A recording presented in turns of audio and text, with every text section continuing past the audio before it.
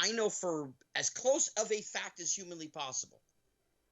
I mean, I knew Corey Haim since 85. There was a time, early 90s, 93, 94, and he was one of those I just knew something was wrong.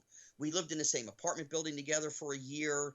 You know, we hung out, lunches, dinners, what friends do. Okay. Right. And I was at his place one day, and I said, dude, something's just not right. I know you better than this. You're not your normal, cheery, laughing, joking. No, I'm okay. I said, dude, come on. You know, it took me about 10 minutes, and then finally he said, okay, this is what happened. And he told me what happened with him and a man named Dominic Braja, who was a radio guy and a small-time actor, whatever, who's deceased now, but back then he was still alive. Right. And I said, how many times did this happen? He said, once. I said, did anything else happen? No. Are you sure? No, nothing else happened. It's the only thing. Okay. Now I have to take him at his word. Why would he lie to me? You know, if you'll notice, there's a picture. I'm pointing at it there on my thing. I mean, that's Haim. He's still on my wall. Yeah. You know, it's just my big girl loves cooking. Yeah, point at it one more time. Point Right at it there. one more time. There he is. Yep. Right there. Above my shoulder here. Absolutely. So I don't think you'd have any reason to lie to me. You know? Yeah. You know, other people are saying other things. Well, you don't know what was the pre-story or the backstory to that. Were they doing drugs? Was it not a good day? Was he just trying to impress somebody? I don't know. Right. But I can tell you this is what the man told me. Now, and he wasn't a kid. He wasn't 15. He was in his 20s, you know. Right, when he finally told you about this story about Dominic Brazia. And the funny thing is that if I'm correct, there was movies that Dominic was still in, right? Like he was still doing bit parts in certain movies and so on and so forth. So it's like, if this person had physically assaulted you, I mean, the question I would have is, if this person physically assaulted you, why would he still get bit parts in certain things later on in life?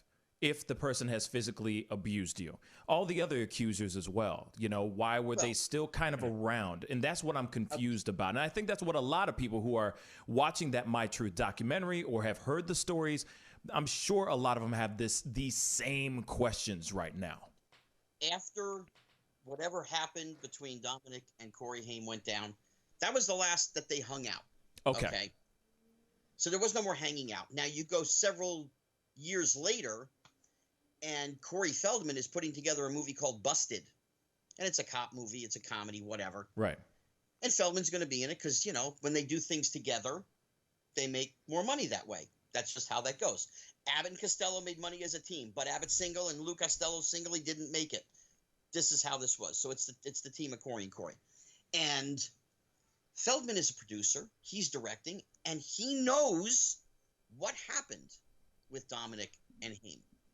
And he hires Dominic Braja to do a character role in the movie. And he has to be in one scene, two scenes. I don't know. I've never seen the film, but I know they were on the set at the same time together. Right. Feldman did that to Haim. Why would he do that? Why would he ever hire Dominic ever again, other for the fact that Feldman is the one who introduced Dominic to Haim, and they were friends previous to and after. He was friends with him all the way through until Dominic's passing, from what I understand. So you're trying to say maybe that, are you saying either Feldman already knew but yet still casted Dominic Brazia in the movie, or did he not know and he's... No, he knew. Okay. No, he knew. That's some messed up stuff. That's truly bizarre. Whether or not, listen, there's jealousies, there's all kinds of nonsense, you know. Feldman was jealous of Haim almost from the beginning because Haim had a really good relationship with his parents. His father and mother had a good relationship, but Feldman did not.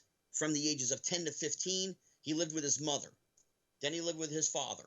He didn't have those loving, bonding relationships with them. His mother had plenty of issues. The father, a businessman. Right. You know. Whereas Haim's parents were there for him. So there was always jealousy there. Haim is